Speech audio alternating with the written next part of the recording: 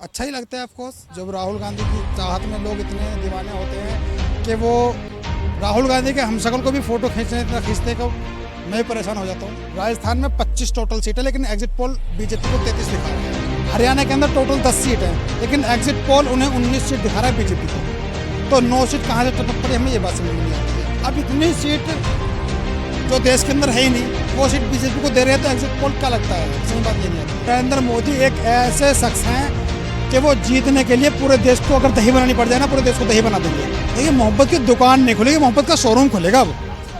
नमस्कार, मैं सौम्या मिश्रा और आप देख रहे हैं न्यूज़ हंगर। इस वक्त हमारे साथ राहुल गांधी के कार्बन कॉपी हैं और आप इनको राहुल गांधी के नाम से भी जानते होंगे, तो अब इनसे बातचीत करते हैं। सर, सबसे पहले आपको पूरा नाम? मेरा नाम मोहम्मद फैसल चौधरी है। मैं जिला मेरठ का रहने वाला हूँ, उत्तर प्रदेश से। मेरे गाँव का नाम सोंदत है। ये बताइए कि क्या लगता है, कैसा लगता है जब आप सड़कों पे निकलते हैं और आपको लोग राहुल गांधी के रूप में देखते हैं? देखिए, हम कांग्रेस पार्टी के कार्यकर्ता हैं और हमारी खुशनसीबी है कि हम जिस नेता की पार्टी में काम करते हैं उसी से हमारी शक्ल मिलती जुलती है। तो हमें इस बात की बहुत खुशी होती है कि हमें लोग राहुल गांधी की तरह प्यार करते हैं और हमारे साथ सेल्फी फ़ोटो वगैरह खींचते रहते हैं। खींचते रहते हैं, तो उस वक्त कैसा लगता है?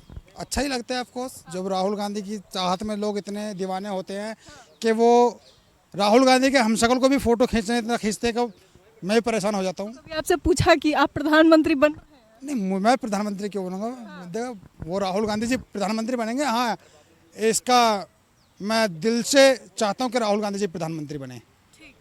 ये बताइए, अब हंसी मजाक से पड़े कि क्या लगता है 295 का जो एक आंकड़ा दिया गया है उसे कैसे देखते हैं? मुझे लगता है कि 300 प्लस पे जाएगा।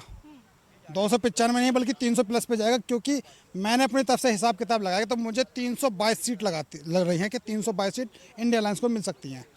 जी। 322 सीटें जो आपने लगाया है, किस हिसाब से लगाया है? क्योंकि एग्जिट पोल कुछ और कह रहा है। एग्जिट पोल राजस्थान में 25 टोटल सीट है, लेकिन एग्जिट पोल बीजेपी को 33 दिखा रहा है। अब 8 सीट कहाँ से टपक पड़ी, ये मेरी बात समझ में नहीं आती है। हरियाणा के अंदर टोटल 10 सीट हैं, लेकिन एग्जिट पोल उन्हें 19 सीट दिखा रहा है बीजेपी को। तो 9 सीट कहाँ से टपक पड़ी, हमें ये बात समझ में नहीं आती है। कश्मीर और जम्मू में बीजेपी 3 सीटों पर या 2 सीटों पर चुनाव लड़ रही है, लेकिन दिखाते हैं कि 4 सीट बीजेपी को मिल रही हैं। तो 2 सीट कहाँ से टपक पड़ी, मेरे समझ में नहीं आता है। अब इतनी सीट जो देश के अंदर है ही नहीं, वो सीट बीजेपी को दे रहे हैं, तो एग्जिट पोल क्या लगता है? हमें समझ बात ये नहीं आती है। आपके हिसाब से क्या लगता है कि भाजपा जो 400 पार का नारा दे रही है, तो 400 पार की जो बात कही जा रही है वो 400 पार होगा? बिल्कुल मुमकिन नहीं है, क्योंकि भारतीय जनता पार्टी का हर नारा, हर वादा झूठा निकलता है। भारतीय जनता पार्टी ने 15 लाख का वादा किया था, वो भी झूठा निकला। भारतीय जनता पार्टी ने बोला था किसानों की आय दुगनी होगी, वो भी झूठी निकली। और भारतीय जनता पार्टी ने बोला था कि आने वाले टाइम में हवाई चप्पल पहनने वालों को हवाई जहाज के अंदर यात्रा कराएंगे, लेकिन वो बात भी झूठी निकली। मोदी जी ने हवाई चप्पल की जगह हवाई जहाज को अडानी कार तो भेज दिया, और अडानी ने पूरे देश के ऊपर कब्जा कर लिया है।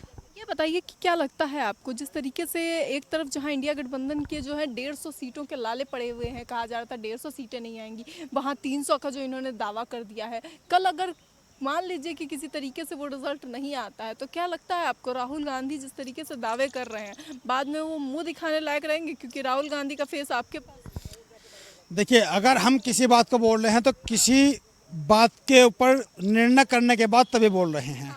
हाँ, अगर ये रिजल्ट नहीं आता है तो मुझे ऐसा लगता है, क्योंकि बीजेपी की वो हालत नहीं है। इस बार जो चुनाव हुआ है वो सिर्फ बेरोजगारी के ऊपर, किसानों के ऊपर, महंगाई के ऊपर चुनाव हुआ है, महिलाओं के ऊपर चुनाव हुआ है। तो इन सब चीज़ों में बीजेपी गवर्नमेंट फेल है। तो मुझे लगता है अगर ये परिणाम नहीं आता है तो जाहिर सी बात है इलेक्शन कमीशन की कुछ ना कुछ कमी रहेगी। इलेक्शन कमीशन की कमी की बात कही जा रही है। 118 कंप्लेंट पिछले दिनों दी गई। आपको पता होगा जिस तरीके से लगातार मोदी जी के खिलाफ भी इलेक्शन कमीशन में कंप्लेंट दिए गए, मगर कोई उसका नतीजा नहीं। अगर मोदी के ऊपर मैं कह रहा हूँ पूरे देश की जनता भी कंप्लेंट कर देना तो उसका भी कोई नतीजा नहीं निकलेगा। मोदी जी के नतीजा कुछ नहीं निकलेगा, क्योंकि नरेंद्र मोदी एक ऐसे शख्स हैं कि वो जीतने के लिए पूरे देश को अगर दही बनानी पड़ जाए ना, पूरे देश को दही बना देंगे। जी। ये बताइए कि कार्यकर्ता के रूप में आपको क्या लगता है कि जिस तरीके से जो सीटों की बात की जा रही है इतनी आनी संभव है? क्योंकि इससे पहले भी हमने देखा है किस तरीके से कांग्रेस पिछले चुनाव में निपट गई थी बहुत कम सीटों पे। उसके साथ ही गठबंधन में भी जो है वो मनमुटाव शुरू से रहा, और अभी तक जो है पिछले दिनों ममता बनर्जी से लेकर के ये क्या कहते हैं महबूबा मुफ्ती तक इस मीटिंग में, बैठक में नहीं आए। देखिए, हो सकता है आज इंसान किसी काम में बिजी हो या कहीं और कोई और प्रोसीजर इससे ज़्यादा ज़रूरी हो, तो ये बात देखनी चाहिए इंसान को कि इंसान है कहाँ। ममता बनर्जी की बात अगर रही तो ममता बनर्जी ने बोल दिया कि हमारे जितनी भी सीटें आएंगे वो इंडिया अलायंस को सपोर्ट करने के लिए आएंगी। और रही बात महबूबा मुफ्ती की, तो उन्होंने भी यही बोला कि हमारी जितनी भी सीट आएंगे हम इंडिया गठबंधन को ही सपोर्ट करेंगे। दिल्ली के 7 सीटों का समीकरण देख ले तो क्या लगता है कन्हैया कुमार की जो हॉट सीट बनी हुई है उस पर आप किसे देखते हैं? कन्हैया कुमार जीतेंगे, 100 के 100% जीतेंगे। क्यों लगता है? कन्हैया कुमार एक विजनरी इंसान है, पढ़े लिखे इंसान है, पीएचडी की हुई है उन्होंने। जनता का विश्वास है उनके ऊपर, जनता का आशीर्वाद है उनके ऊपर, पीएचडी किए हुए हैं वो। और रही बात उसकी, क्या नाम उसका, भाजपा तो कह रही है जनता चाटा मार, जनता चांटा मार रही है। चाटा लगा था ना, अरे फिर नहीं देखती थी आप। वो बीजेपी वालों ने मारा था। अब बीजेपी वालों को अपने हार बर्दाश्त नहीं हो रही तो वो बदमाश बन चुके हैं, वो बदमाशी पे उतर चुके हैं। वो बीजेपी का ये नैरेटिव रहता है कि अगर चुनाव हम हारते हुए दिखे तो बदमाश बन जाओ तुरंत। नरेंद्र मोदी ने भी बहुत सारे गुंडे पाल रखे हैं, बहुत सारे गुंडे हैं ऐसे। आपका कहना है कि ये सब कुछ भाजपा की गुंडागर्दी चल रही है? बिल्कुल चल रही है। अगर नरेंद्र मोदी ईमानदारी से चुनाव लड़ ले तो वो अपनी बनारस की सीट पे हार जाएंगे। लेकिन नरेंद्र मोदी चुनाव हारेंगे नहीं, क्योंकि चाहे उन्हें देश की दही बनानी पड़े, बनारस की दही बनानी पड़े, घोल के मिश्रण बनाना पड़े, पर न चुनाव जीत जाएंगे वो। क्योंकि उनके पास बदमाश हैं और बहुत से लोग ऐसे हैं जो उनके लिए काम करते हैं। जी, एक बात बताइए कि क्या लगता है 400 पार की जब बात कही जाती है और आप कह रहे हैं कि भाजपा गुंडागर्दी करती है, तो क्या इस बार भी कोई घोटाला होगा आपको लग रहा है? नहीं, घोटाला तो हमें लग रहा है। क्या घोटाला? इसलिए लग रहा है क्योंकि 25 में से 33 सीट कहाँ से आती हैं? जो एग्जिट पोल दिखा रहा है कि 25 में से 33 सीट राजस्थान में दिखाई, 25 सीट है राजस्थान के टोटल, लेकिन उनकी 33 सीट आ रही है एग्जिट पोल के अंदर। तो ये घोटाला तो शुरुआत से चालू हो चुका है। बात बताइए कि एक इनके बीजेपी वालों के पप्पा हैं मोदी साहब, उन्होंने बोला कि हमें 400 पार लानी है, तो मीडिया भी लग गई उन्हें 400 पार लाने में। अब चाहे 25 में से 33 आओ, चाहे 25 में से 400 हो, चाहे 25 में से 500 आओ, बस आनी चाहिए, 400 पार आने चाहिए, किसी भी तरीके से आनी चाहिए। बात बताइए कि जिस तरीके से आप लगातार उनके साथ रहे पूरे न्याय यात्रा के दौरान, क्या तस्वीरें देखी आपने कि आपको लगता है कि वो इतना अच्छा कार्य करे?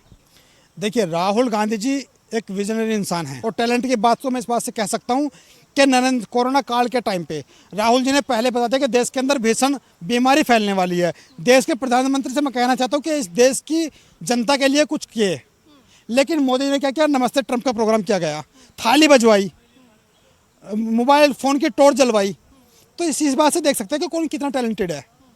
क्या थाली बजाने से कोरोना काल भगा?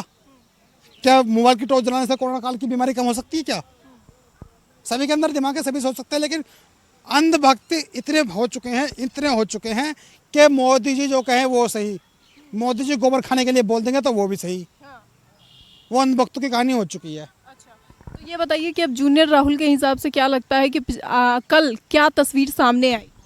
राहुल जी ने बोला है 295 प्लस, लेकिन मैं बोलता हूँ कि कांग्रेस पार्टी की 322 सीटें आएंगी। प्रधानमंत्री का चेहरा कौन? राहुल गांधी। राहुल गांधी। ये कब डिसाइड?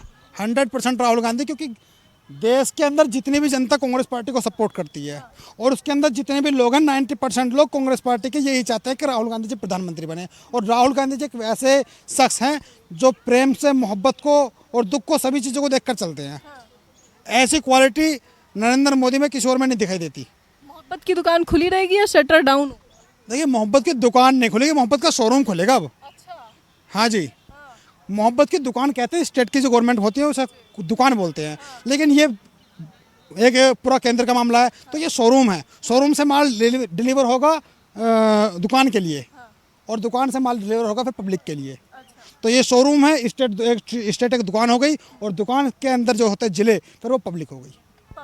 साफ तौर पे आपने सुना, जिन्हें राहुल गांधी के रूप में देखा जाता है, उन्होंने अपनी बात रखी। अब कल तस्वीरें क्या होंगी ये तो आने वाला वक्त बताएगा, मगर जिस तरीके से लगातार जो है ये कहा जा रहा है आने वाले वक्त में किसकी सरकार बनती है, ये बहुत ही गौरतलब है। क्योंकि जहां 300 की बात कर रहा है लगातार इंडिया गठबंधन, वही बीजेपी 400 पार के मुद्दे पर अब तक टिकी हुई है। साफ तौर पे 400 पार होता है या फिर 300 क्रॉस होता है, ये तो आने वाला वक्त बताएगा। क्योंकि एक तरफ जहां लगातार 150 भी पार न होने की बात भाजपा लगातार कह रही है, भाजपा का कहना है कि 150 भी पार नहीं करेगा इंडिया गठबंधन, फूट पड़ेगी। अब उसी जगह पे 300 का जो है दावा पिछले दिनों कर दिया गया है। 295 या फिर 400 पार, आने वाला वक्त बहुत अहम है। एग्जिट पोल पर सवाल उठ रहे हैं, हालांकि इस सब के बीच हमने आपको जूनियर राहुल गांधी की जो है वो बात सुनाई। आप इसे लेकर के क्या कहते हैं, अपनी राय कमेंट बॉक्स में ज़रूर बताएं। ऐसी तमाम खबरों के लिए देखते रहें न्यूज़ हंगर।